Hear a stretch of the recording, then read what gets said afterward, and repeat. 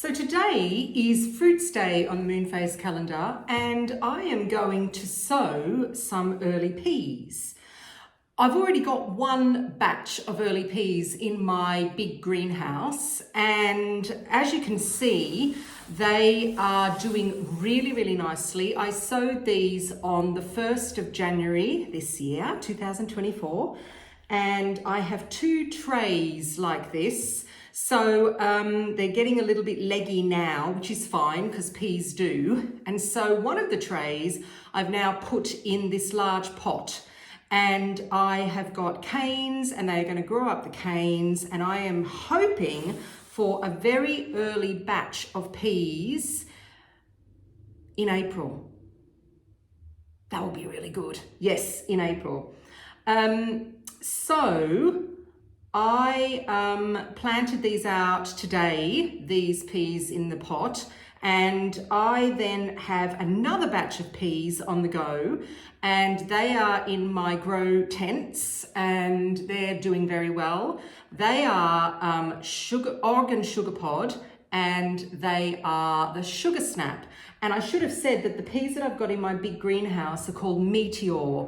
Now, Meteor is a very early pea, but it's a podding pea. It's not the most tastiest of peas, that's for sure, but these ones are. So I do love Oregon sugar pod, and the reason why I really love it is because you can use it as a mange tout or snow pea if you're from other parts of the world, or you can let them grow big and you can have them as large peas, and they are absolutely delicious. So I love, like I said, I love growing them. I have one batch already come up, and then I realized that I probably needed another tray of Oregon sugar pod.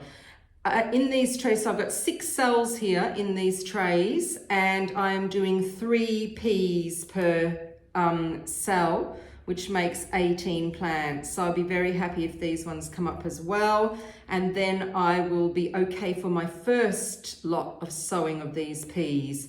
Like I said, I mean, you know, the name says it all, doesn't it? Oregon sugar pod. They're absolutely delicious. The other ones that we really love are sugar snap peas. And I had this packet of sugar snap pea called Anne. And so I have got those coming up downstairs as well. I will show you those in a minute, those peas and how well they're doing. But I may as well just sow all of these now and get them in. Peas are so easy to sow.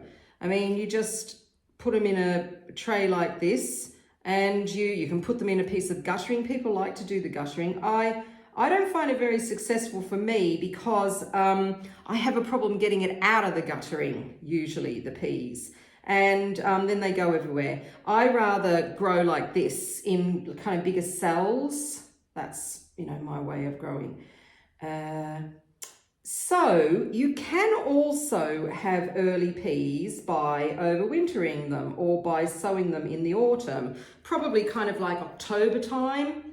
I find that doing it this way, for me, it's much more beneficial because, firstly, the ones that you would sow in the autumn are probably the ones like Meteor, these kind of early podding peas, and I just don't find them that tasty. The other thing that you have to kind of contend with is also the winter. So they have to, you know, you've got to kind of overwinter them somehow. I mean, you could do them in modules like this, but then you've got to you have to work out, are they going to grow really fast or are they going to grow really slow? Is the frost going to get them? For me, it's too much of a palaver. So and also the other thing is, I want the beds that these will be in. If I was overwintering these in my garden beds, I need them for other things. I don't want them for peas. You know, they've got to sit there forever, and then maybe at the end of February, beginning of March, they start growing. I don't want that. So that's why I do them now. So yeah, for me, this is the best way of doing them. And then, as you could see, I just push them down with my finger. Timing wise, when am I going to get a harvest of this?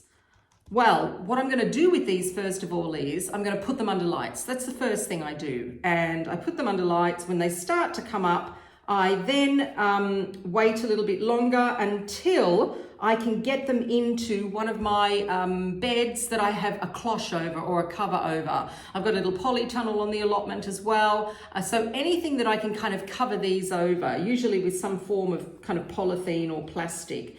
And then they will then sit at the back of a bed or on the side of the bed and grow away very nicely. I'll put a little bit of string for them to start growing. And then I would say mid-April that I will then take the top off and check them again and see if they're okay. By the time they get to the top of the cloche, which might be kind of even May time, end of frost time, I can then take the covering off, the cloche or the whatever I'm putting them under off. And then they can grow as high as they want.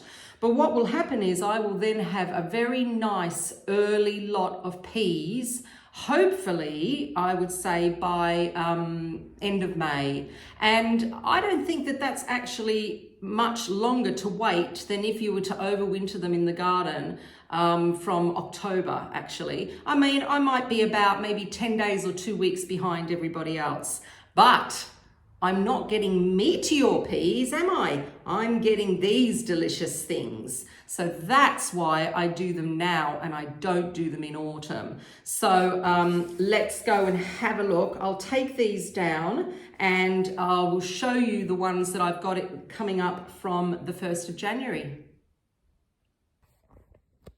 So there they are. They are the sugar snaps. They always take a little bit longer to germinate. And in the back there, I have my Oregon sugar pod. And these ones were sown on the 1st of January.